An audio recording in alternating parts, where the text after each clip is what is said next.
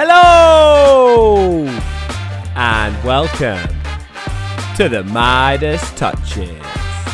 I'm your host Chris Tusa and this is Charlie Bradley. Welcome back to another episode of the Midas Touches. The last time we spoke to you guys, we were at our favourite day of the year, the 2000 Guineas. It's happened. It's over for another year. But what a day it was. It rained from start to finish. But that didn't matter. No. It never matters. It genuinely could be like the worst. I think we actually had the worst weather it could ever be. But it was an unbelievable day. Chaldean won, or Chaldean as others call him, won the 2000 Guineas. And what a weekend. Morge on the Sunday, Via Sistina. We'll probably get to that. But first of all, the Saturday, did you have a good time? Mate, I did. Despite the rain, and it really did try its hardest to ruin my day.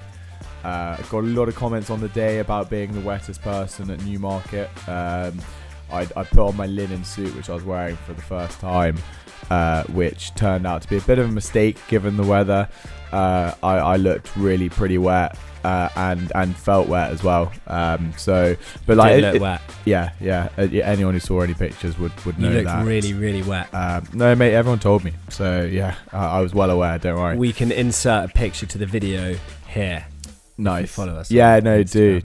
I really was, but as you say quite rightly, like, it doesn't ruin the day, and that is a sign of just an unbelievable day if you actually don't care. I mean, I was thinking about this long and hard by myself whilst I was in bed the other night. I was what actually makes the day, and I realised it is the racing. The racing's amazing, but it's actually the way that the course is set up. I think it's the dancing afterwards. It's like an outdoor tent with a DJ who just plays like classic DJ bangers. And everyone is by that point like quite drunk, and it just makes for the perfect recipe of an evening. I think it's great, and I do like and I'll use the word intimacy in like sort of inverted commas, because obviously it's still a big event, but like if you compare it to something like Royal Ascot or Cheltenham, it's very, very different. It feels much quieter. We should be getting Newmarket to pay us to say this, because we're so kind about them. We are very complimentary. I know we're not endorsed by Newmarket Racecourse Genuinely or not. the Jockey Club. But we can be Newmarket Racecourse. If you're listening. Anyway, the racing itself, Chaldean was a great winner, actually. Absolutely smashed off the board, 7-1 into 7-2.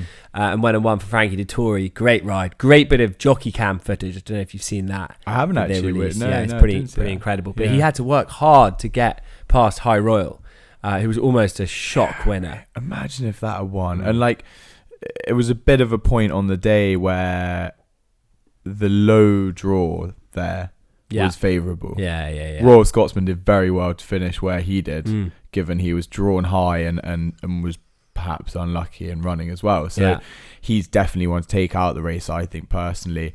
There was low number. I mean, like Galeron finished fourth, and that horse was drawn low as well and was a big price. And Dubai Mile in fifth. Dubai Mile in fifth. A horse that actually I really like that form line. I was backing that to place top four, so I was a little bit disheartened that he couldn't get in the four, but it was a bit of a crazy Guineas, and obviously Auguste Rodin completely bombed out, dead last. Whoops, we got that a bit wrong. That was tough, to be fair. I don't think Eden hasn't won a Guineas for. No. Well, his 3-year-old colts this year just don't look anything special.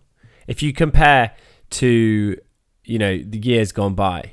Yeah, there's no standout. There's no. The Derby trials have happened, and San Antonio didn't blow me away.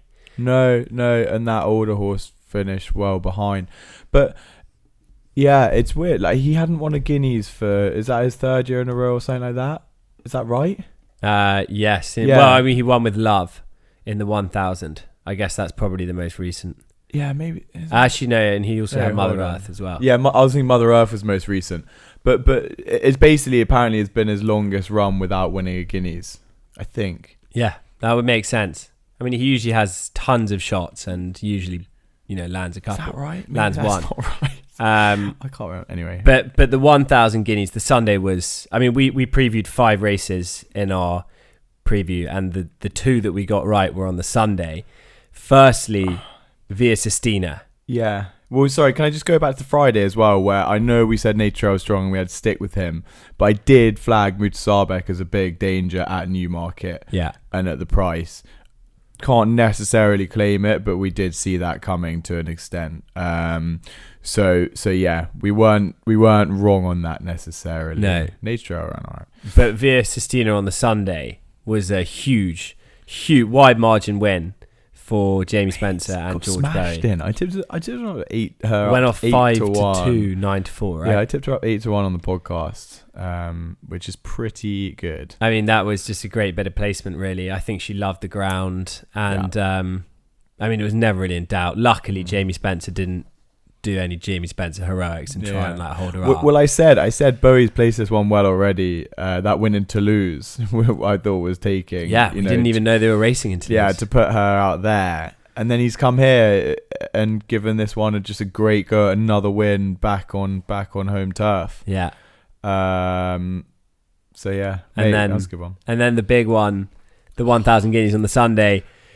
She did it. Yeah. Morge won. I mean, it was one of the, it felt pretty special to see her and Tahira go like 7 lengths clear. And amazing. For Morge to be able to battle it out was definitely validation for, doing research, loving horse racing, doing this podcast.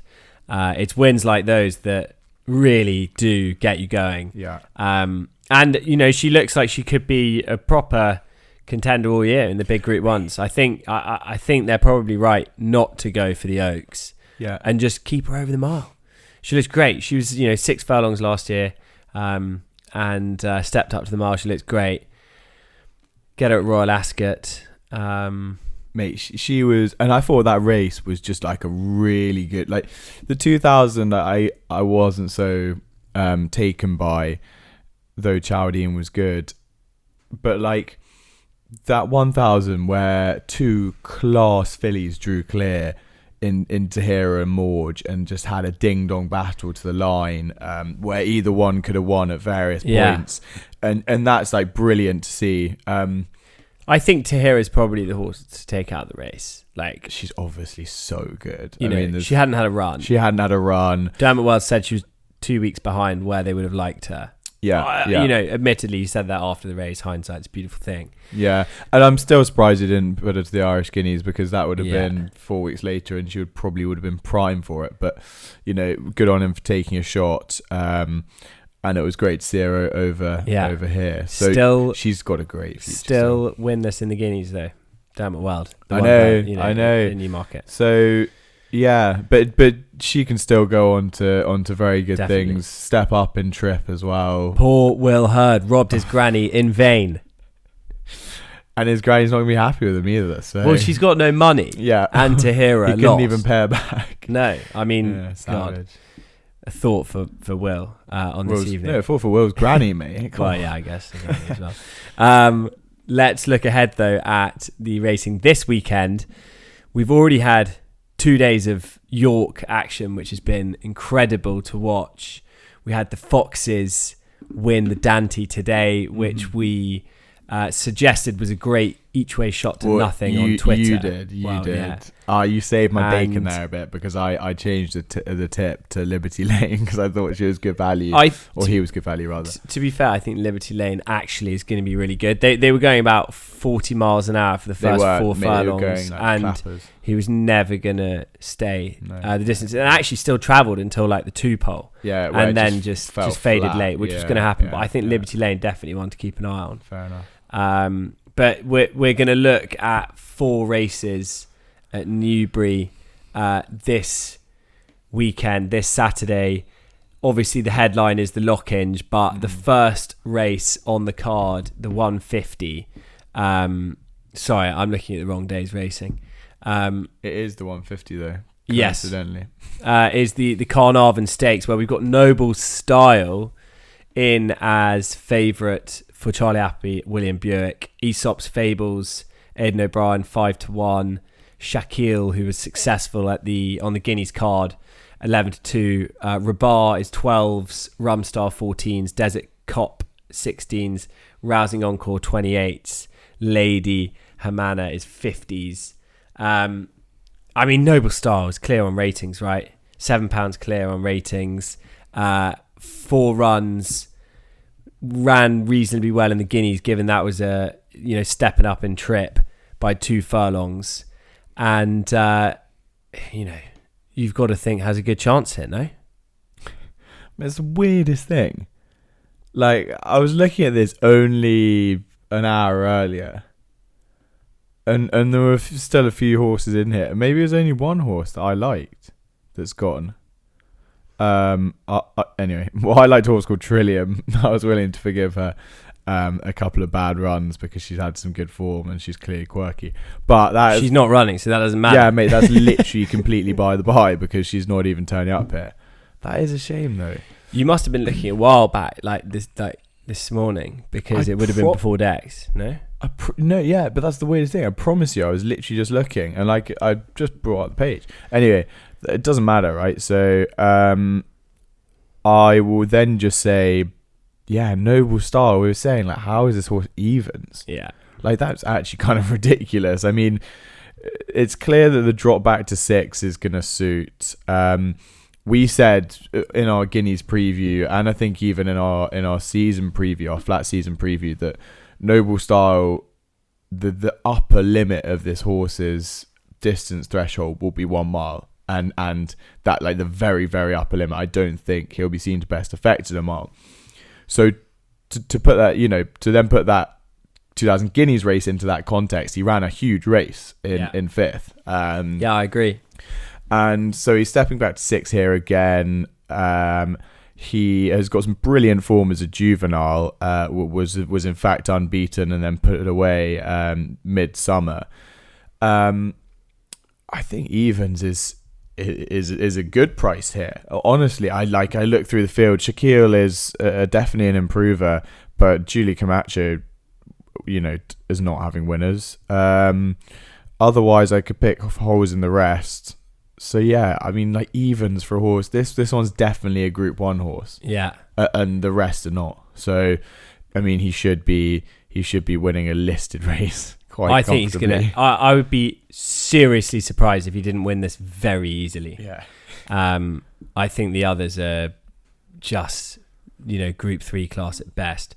Noble Star is a Group 1 performer. They would have thought that they're going to have a tilt at the Commonwealth Cup. He's 6-1 in the market at the moment, 14s for the St James's Palace, but I don't think they're going to go for the St James's Palace after he wins this by 4 lengths.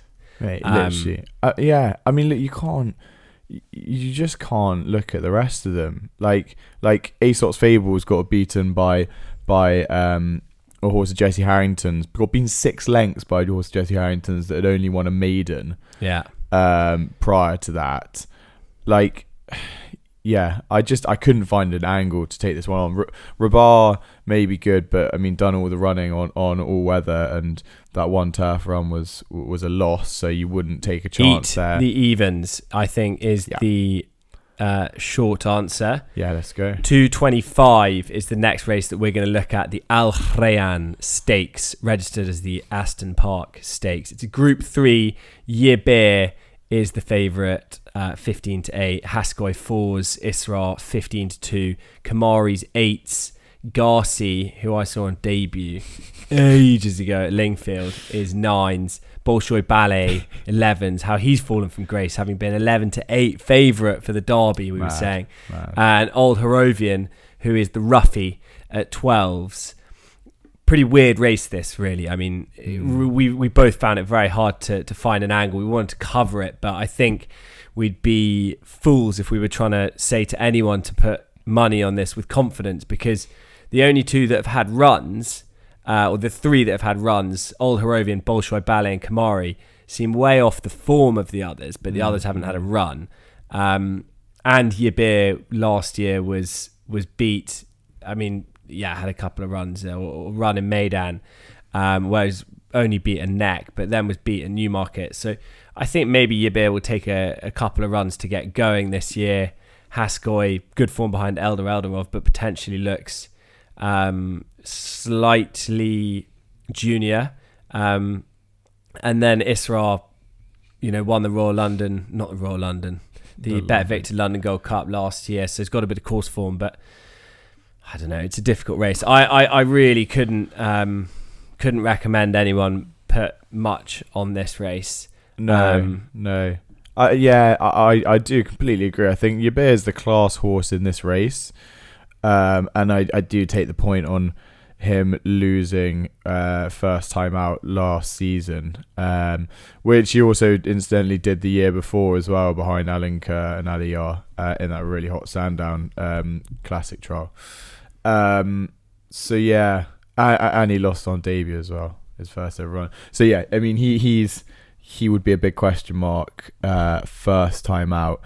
The only thing I might say about that, in contradiction, is this would obviously be a lot easier, right, than his previous assignments. Definitely. That Sandown race proved to be a very good race. There were 2 Group 1 horses in there.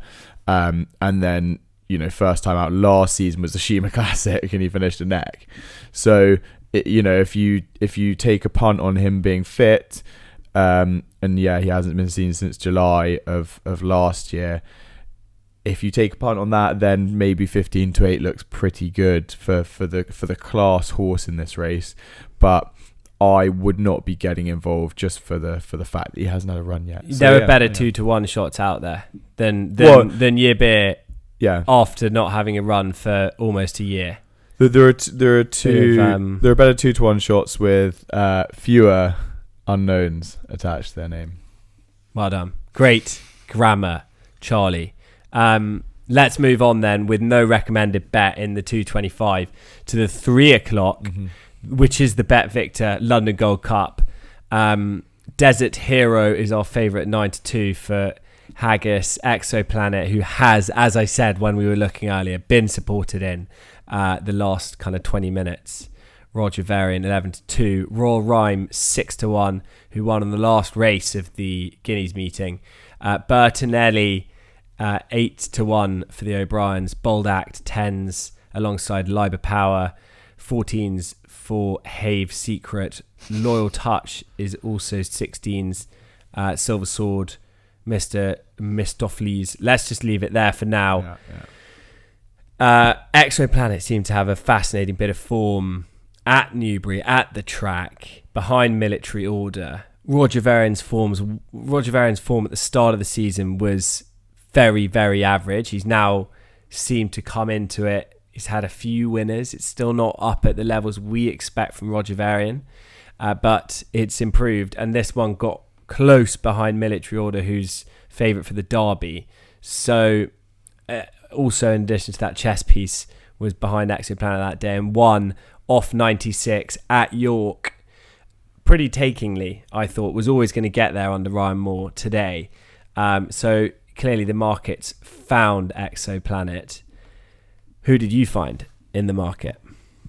Well, we were talking about earlier, I think it is quite taking looking through the list of previous winners in the last few years of this race. And it's pretty clear that good horses win this race. Isra won it last year, as we said, and is obviously now going in a Group 3 on the card this time round. We had Bay Bridge win it. Was it the year before? The year before. And then who was the year before that? Time Test won it ages ago. Wasn't the year before though. For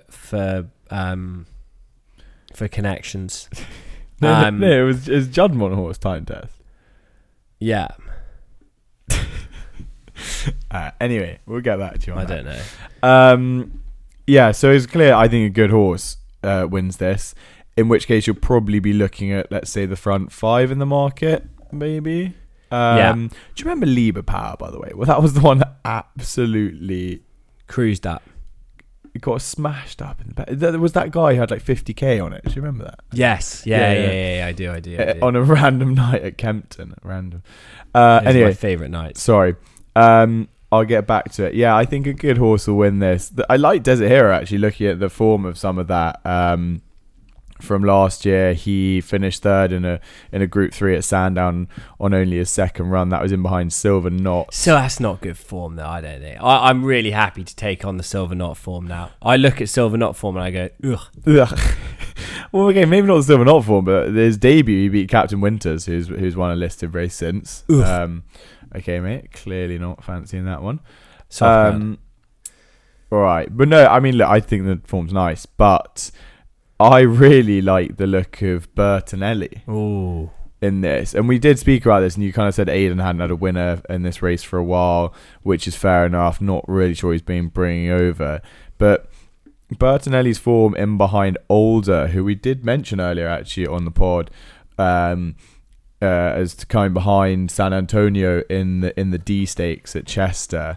That was clearly good form there, backing up this Bertinelli run from Cork. Obviously, Aidan O'Brien's pretty impossible to beat at Chester these days, so for Older to finish close up for Donica O'Brien was obviously impressive. Serious Challenge has got some good form with some of the Derby hopefuls. That Spruill, the Jesse Harrington horse. I think it's got a great chance. Really, really leading chance. I think Spruill looks class. Oh, sorry, Spruill for the Derby. Yeah. Form lines. I wouldn't disagree. I think there are a few in the mixer at the moment. One of them being White Birch as well, who ran today, and Serious Challenge has form ties with that one as well. So the Cork race there is clearly pretty good. And if Bertinelli's coming in here off a mark of 99, I'd say that's pretty competitive for, a horse that's run against group performers on his last start. So he thought he was of interest and fits the type of profile that you would see for a winner of this race. I like that one, but I don't know what you think if you've got a different angle. No, I think, to be honest, Exoplanet's probably the one that I'd be supporting off 97. I think Roger Varian's won this race a few years ago. I like the form behind Military Order. I think that's the form line to go off. For me, Exoplanet, I think, will give you your running. It's a big field, so it kind of might depend a bit on luck in running. But Jack Mitchell's got a good ride in him. He's not necessarily the best jockey out there, but he's got a good ride in him.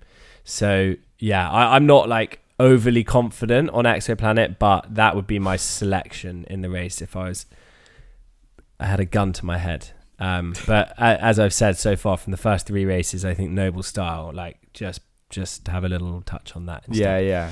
So you're taking Exoplanet on that Silver Knot form from last year. Yeah, but that was too bad to be true.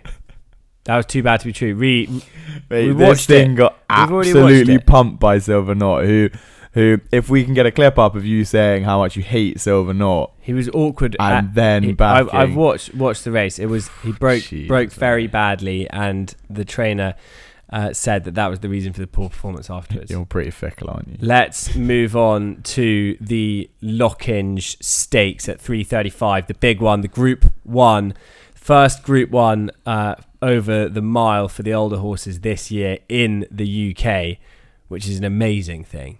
Modern Games is 11-4 favourite for Appleby Buick.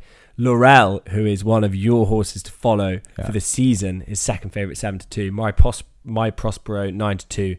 Mutabarsek 7s. Jadumi 8s. Light Infantry 10s. Let's leave the market there.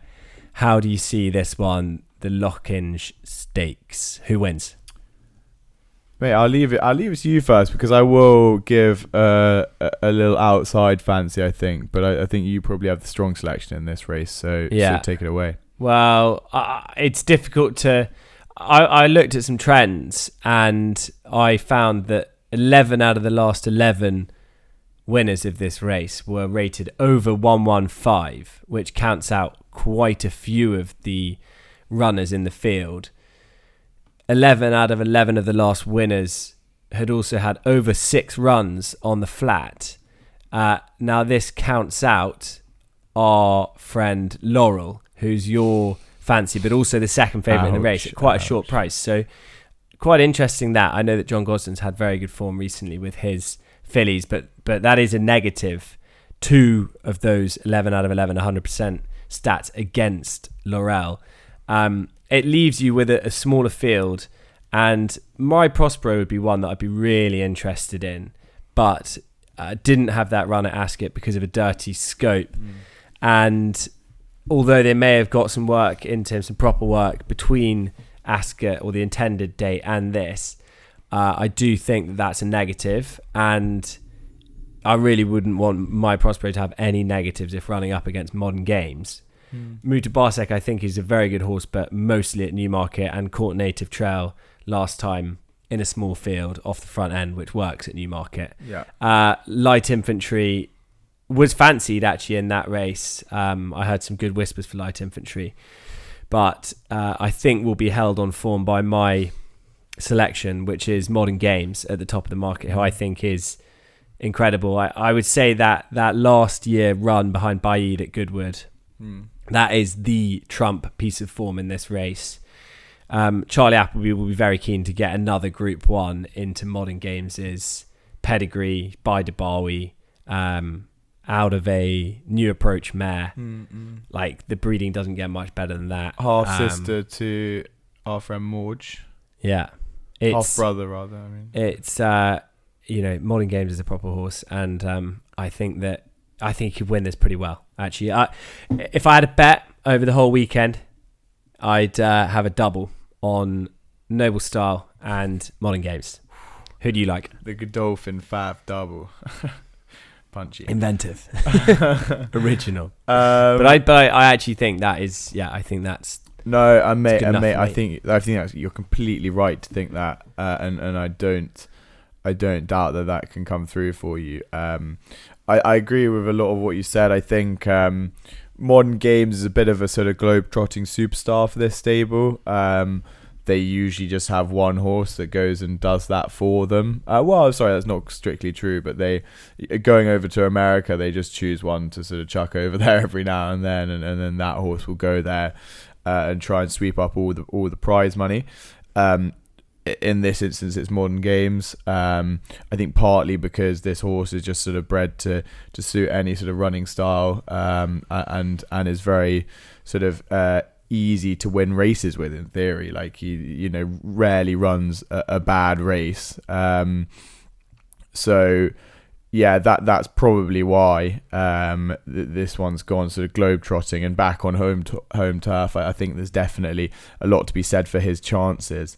At a really big price, and you did mention it, and obviously your stat on the official ratings doesn't necessarily help this one, but I thought Berkshire Shadow was pretty massive at 40-1, the best price you could get about that one. I think the conditions for this day should suit Berkshire Shadow. I mean, a mile looks his best trip now. He has won at the course before. I mean, it was his debut, but he's still won here. And the ground should be coming up good for him as well. He's definitely sort of come back to form, I think, over the winter on the all-weather with a couple of wins. One in front of Angel Bleu, which is good form, I think, and that was in a listed. Obviously, not the quality of this race, but he could well run into a place at a big price. It's worth remembering he came 5th in the 2,000 Guineas last year as well. Which was a massive run on the straight mile. And a close 6th in the St James's Palace Stakes. Behind my Prospero. I was on him. Well, wait, yeah, really? yeah. I was on him each way.